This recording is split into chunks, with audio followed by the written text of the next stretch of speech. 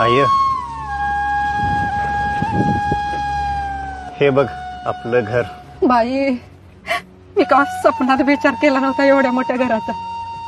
माझ्या लेकरानं करून दाखवलं. आय तू रडू नको ग. हे फक्त तू दिलेल्या संस्कारामुळं, आप्पांच्या कष्टामुळं आणि आपली परिस्थिती नसताना नातेवाईकांनी काढलेली इज्जत आणि मारलेल्या टोमण्यामुळे शक्य झाले. आपल्या घरी असताना पाहुण्याच्या घरी कशाला राहताय? चला किंवा आपल्या घरी. तुमची एवढी शिकवली त्यात तुम्हाला जागा पुरत नाही आणि आम्ही आल्यावर काय आम्हाला मात्र आईच पैस जागा लागते. 4 चाकीत मारतात बाय. मग त्याशनी घरला घेऊन यायचा नाही वे चहा पाण्याला चला म्हणून. अगं आय त्याशनी गडबड होती म्हणून गेली. तशी बी ती लय मोठी माणसं आहे, कशाला आपल्या घरला येतील.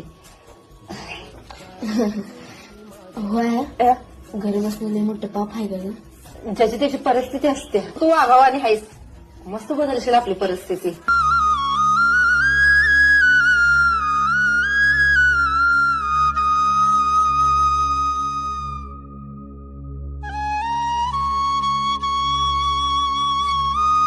काय म्हणते ते खरं, ज्याची त्याची परिस्थिती असते. या भावकीला दाखवून द्यायसाठी का होईना, पण मी माझी परिस्थिती एक दिवस नक्कीच बदलणार.